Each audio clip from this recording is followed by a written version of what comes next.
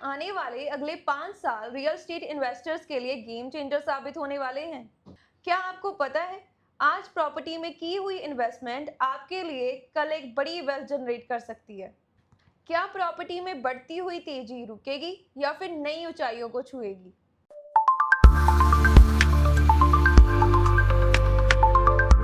तो चलिए आज के इस टॉपिक पे हम बात करते हैं डिफेंस रियल्टी ग्रुप के managing director mister Rakesh Sharma ji से।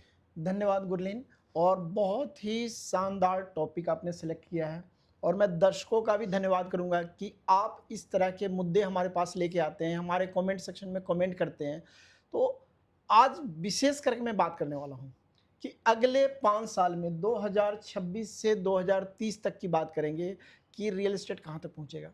रियल एस्टेट के प्राइस कहाँ तक पहुँच चुके हैं। कई लोगों को लगता है कि अब ओवर प्राइस्ड है, इसके बाद प्राइस गिरेंगे। इन सभी बातों की समीक्षा करेंगे, बात करेंगे और सभी सवालों का जवाब देंगे। सर, हमारे दर्शकों के सबसे ज्यादा पूछने वाले सवाल यही हैं कि आप 2026 की मार्केट की स्थिति को कैसे देखते हो? गुरलीन, सबसे पहले मैं आपको बताऊंगा, हम 2026 से 30 की भी बात करेंगे, 26 की भी करेंगे। 2020 जब कोविड आया था, जी। रियल एस्टेट सेक्टर में एक समय लगा था कि ये बहुत नीचे जाने वाला है और लगभग 6-8 महीने तक रियल एस्टेट नीचे भी था। बिल्कुल। लोगों के दिमाग में एक बात थी कि प्राइसेस और गिरेंगे, वेट करेंगे, लेकिन हुआ क्या, उल्टा। उसके बाद प्राइसेस बढ़ी। उसका सबसे मेजर रीज़न है, सभी लोगों को घर में बैठ के पता चला कि घर बहुत ज़रूरी है। जो लोग किराया दे रहे थे, किराया उनको भारी पड़ रहा था क्योंकि जॉब उस समय नहीं थी, बिजनेस स्लो डाउन था। तो हर किसी को समझ में आया कि रोटी कपड़ा मकान में, मकान की भी प्राथमिकता है, जिसको लोग तीसरे नंबर पे रखते थे। बिल्कुल सर। अब हम बात करेंगे 2025 तक मार्केट ने लगभग 150 से 200% तक का, पूरे पैन इंडिया में बात करूं, एप्रिसिएशन दिया है। और ट्राई सिटी भी इससे अछूता नहीं है। ट्राई सिटी में भी आप पिछले 3 साल में प्राइसेस देखोगे तो लगभग 100 से 150% बढ़ चुका है। अब लोगों के मन में ख्याल है कि 2026 में क्या होगा।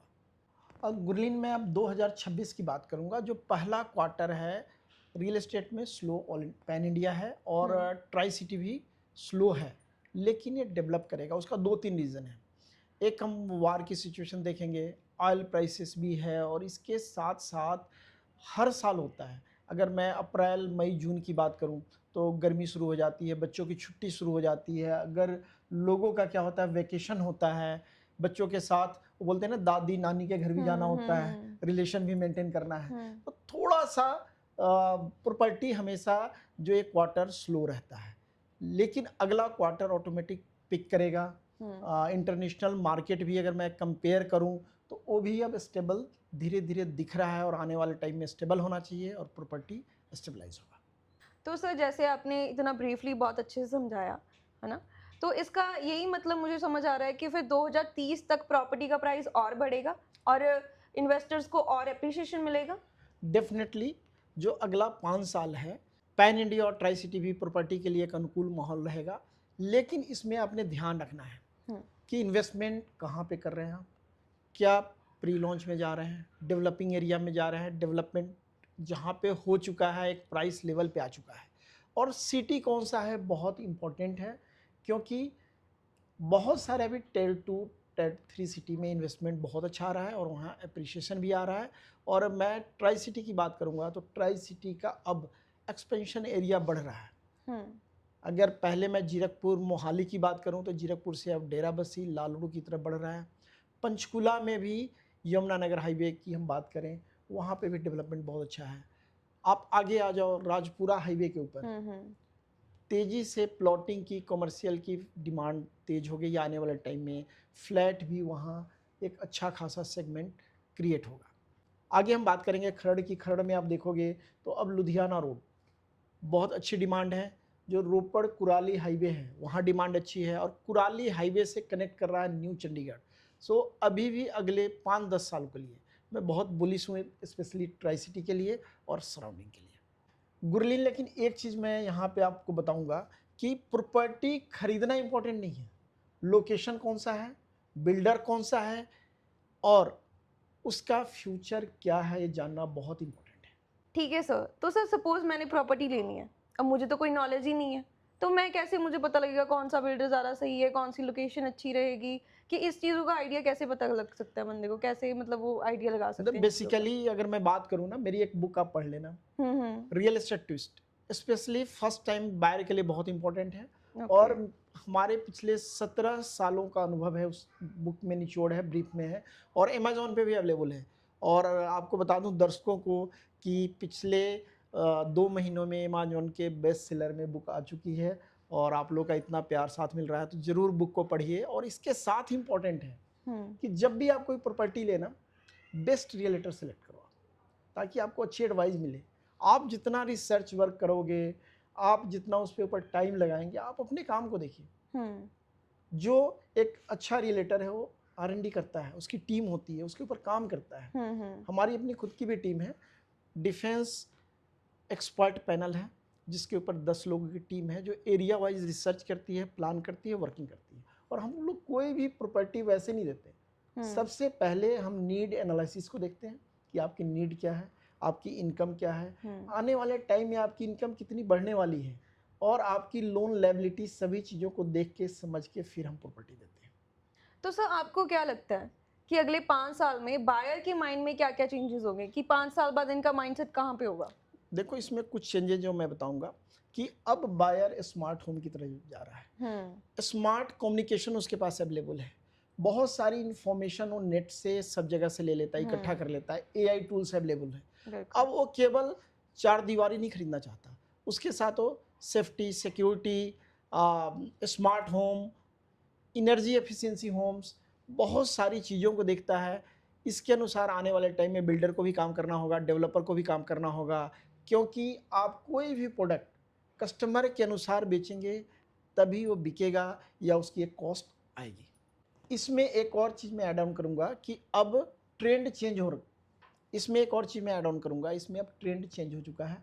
जो हम 5 साल पहले घर बनता था, ब्रिक्स कंस्ट्रक्शन होती थी, चाहे कमर्शियल हो, रेजिडेंशियल हो, हुँ। अब वो मेवान टेक्नोलॉजी में आ गया है, क्वालिटी अच्छा हो गया है, डिलीवरी टाइम मेवान टेक्नोलॉजी आने के कारण टाइमली हो रहा है, टाइम कम लग रहा है, हुँ। क्वालिटी बेटर हो गया है, और कस्टमर भी अब क्वालिटी की तरफ जा रहा है, इन चीज़ों की तरफ जा रहा है। और आने वाले टाइम में आप देखोगे हर 2-3 साल में नई टेक्नोलॉजी आएगी।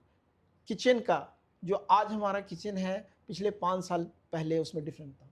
हुँ। इंटीरियर एक बहुत बड़ा पार्ट है, स्पेशली फ्लैट के अंदर, जो day by day, month by month, year by year change हो रहा है, और कस्टमर की चॉइस भी चेंज हो रही है। इन सब को लेके अगले 5 साल में रियल एस्टेट में एक बड़ा रिवोल्यूशन आने वाला है।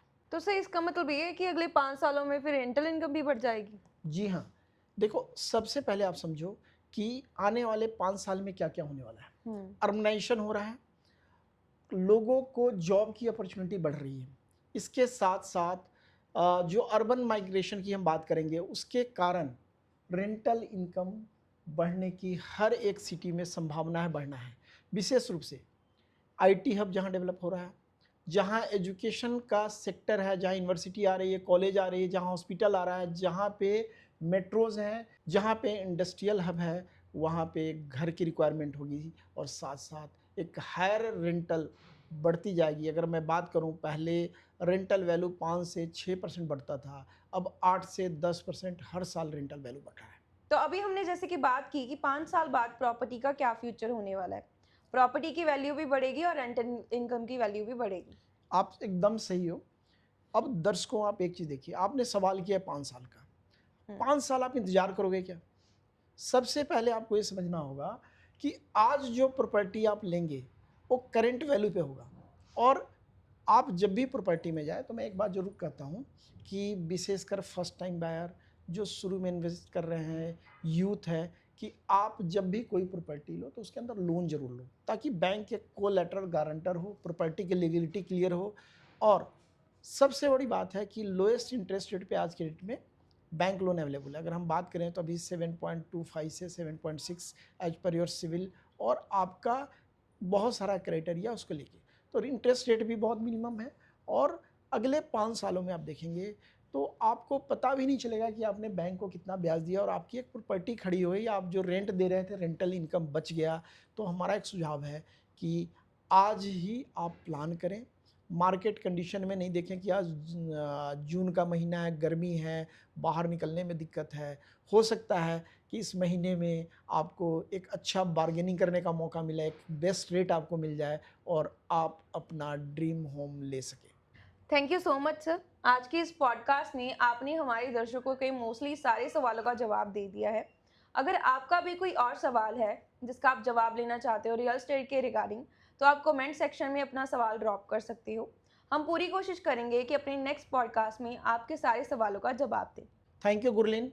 और ये प्रॉपर्टी मंत्रा का एक खास सेगमेंट है जो डिफेंस रियल्टी ग्रुप की तरफ से दर्शकों के लिए है कि आप प्रॉपर्टी में इन्वेस्टमेंट करने से पहले सभी जानकारी लें। हम बोलते हैं ना कि अपने आप को शिक्षित करें। आप लाइफ का एक बड़ा डिसीजन लेने जा रहे हैं, आप खुद अपडेट रहें, अपने साथियों को अपडेट करें और उसके लिए माध्यम है कि इसको ज़्यादा से ज़्यादा लोगों तक शेयर करें, अपने साथियों तक शेयर करें और जो फर्स्ट टाइम बायर या जो इन्वेस्टमेंट करना चाहते हैं उन तक ज़रूर शेयर करें और हमारे साथ बने रहें। एक बार साथ जुड़ने के लिए बहुत धन्यवाद, आभार। Thank you. जय हिंद, जय भारत।